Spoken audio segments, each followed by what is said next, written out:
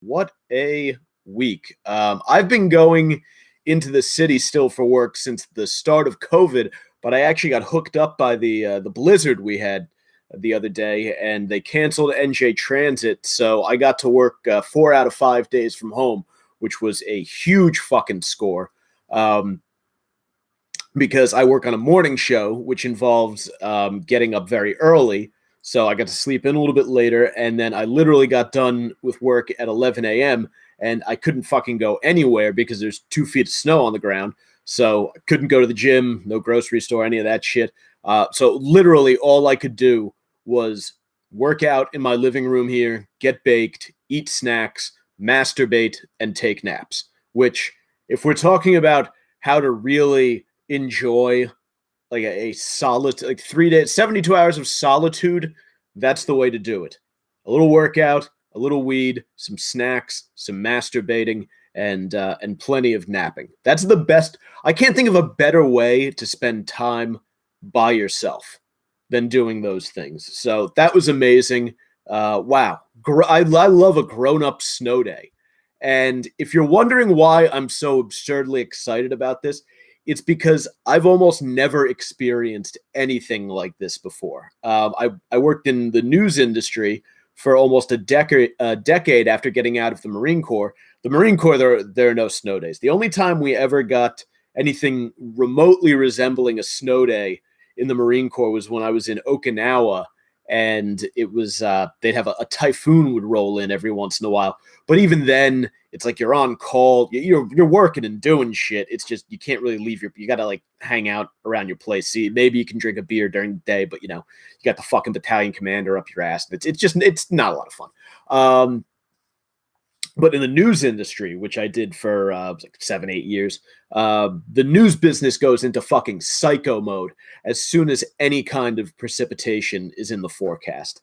And this time around, it was surprisingly actually necessary. Usually these fucking jerk-offs go nuts over nothing. This was the rare case in which the news industry is going crazy over a storm, and it actually was a huge fucking storm.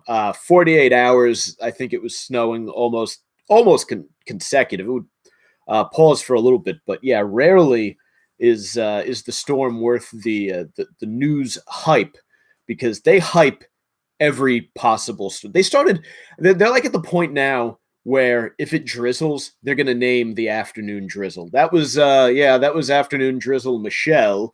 We're working our way through the alphabet. They just love, the news industry loves weather porn, and it's ridiculous. Because if you think of the news industry as something that is supposed to inform the public, they're just doing what they do with weather to drive advertising numbers. Like, that's the biggest piece of all of this.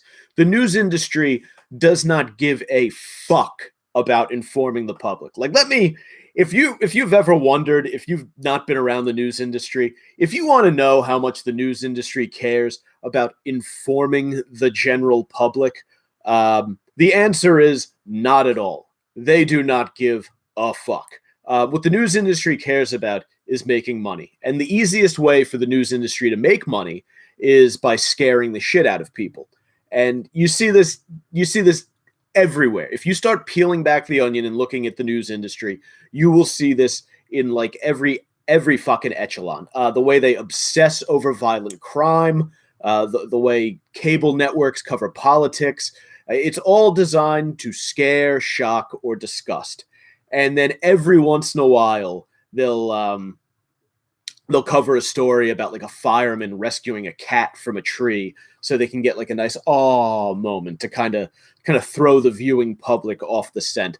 But I really can't stress enough that, days in advance of reported precipitation, the ass clowns who run news stations just start fucking salivating over how they're going to get to use the breaking news and weather sounders. If you're in the radio industry, the sounder, for you listeners, that's the when there's a fucking snow flurry outside, and you're listening to whatever your local news radio station is.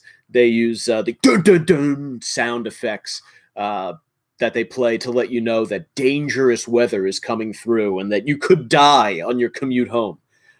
Yeah, they love to do that because they get this Pavlovian response out of the audience, and they just make everybody fucking dance. On TV, you might notice that if you were home and if you're not a cord cutter yet, if you're still watching, CBS and NBC, they go with wall to wall coverage of the storm, which means that they blow out their entire day of programming. This is how much fucking money they make off of this.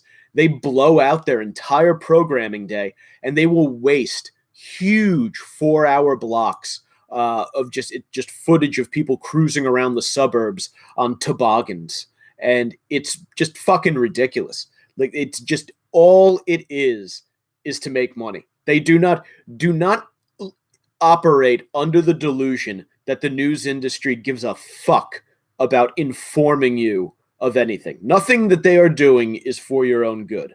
And I can't stress enough how much it just blows to work in that industry in general.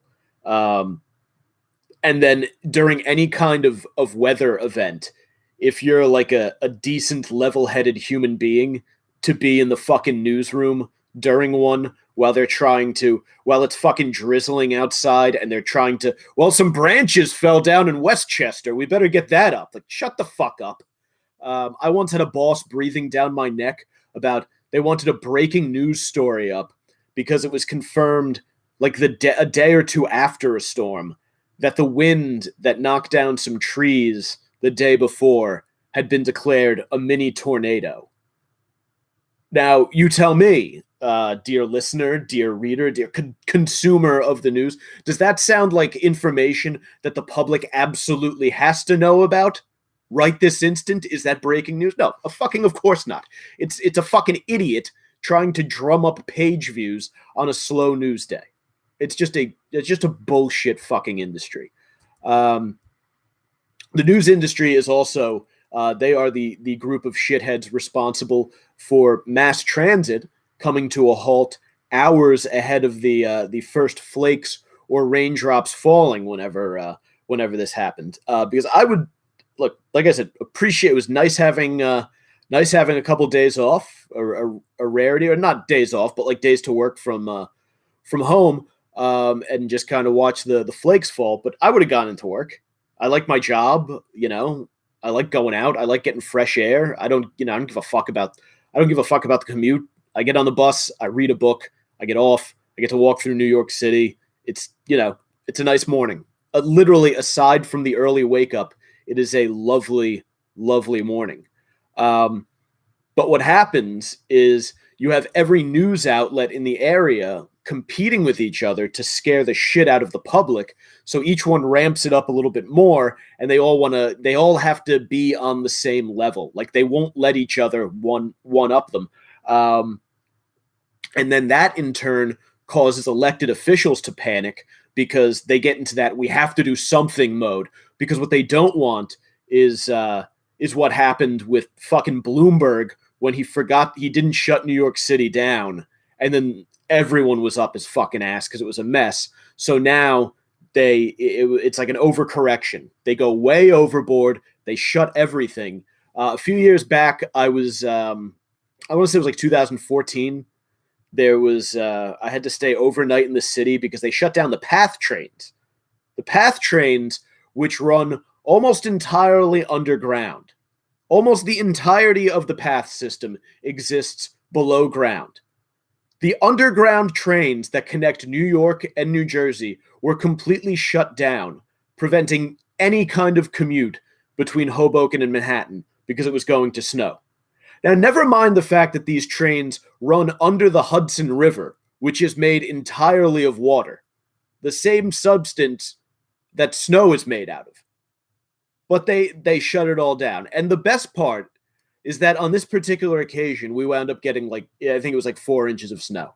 And I remember the next day, I took a bus home from the city because I had to go back in. I had to work that night, and I wanted to go, change into some fresh clothes and fucking, hang out and, jack off of my my living room, and the bus driver was fucking pissed because he lost a day of overtime the day before because they shut NJ Transit down for the pending blizzard, and he was furious. I remember he was like one of those great, character fucking black guys. He's like, this isn't a blizzard, this is a goddamn snowstorm. Exactly.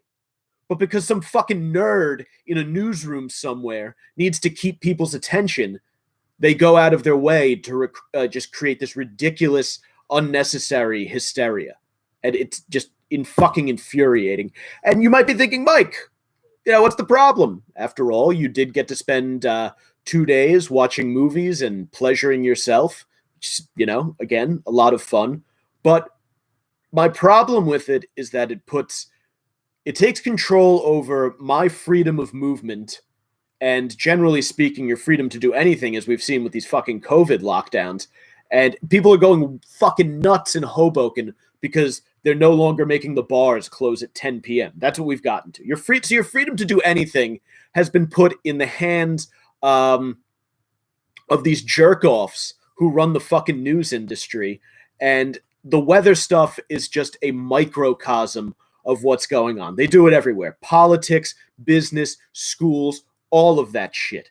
I mean, I watch the evening news.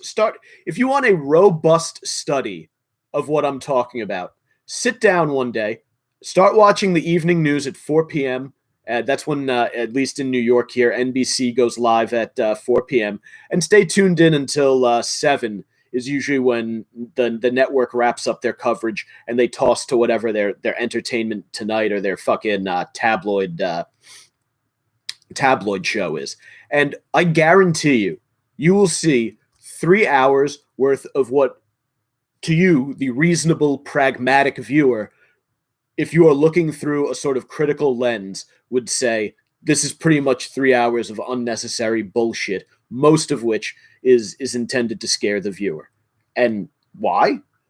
The answer is simple, because if they can convince you that they know about all of the things that can hurt you, then they can rest assured that you will keep watching so you know what to avoid to stay safe. And if you don't believe me, then dun dun dun, tonight at 11, it's in your kitchen and you use it every day. But what if we told you it could kill your entire family? It's all bullshit like that. I mean, for fuck's sake, there are people who still don't eat eggs because the news industry spent years telling us how dangerous fucking eggs are. Eggs, by the way, if you talk to like a nutritionist or a trainer or someone who's in great shape or knows what they're talking about, they refer to eggs as nature's vitamins. That's right. But some fucking jerk-off in a fucking newsroom reads, a half-assed study that some guy at, whatever, jerk-off university, some, 2,000-person school, some graduate student does a fucking study about cholesterol. Some idiot in a newsroom gets his hands on it, and the next thing you know, fucking eggs are bad for you. If I had the disposable income to settle the inevitable lawsuit, I would walk into my old newsroom with a carton of eggs and turn the fucking walls in there into an avian abortion clinic. There would just be a dozen fucking eggs on the wall. Cholesterol all over the goddamn place. Anyway, take things down a notch. It's not even 7 o'clock yet.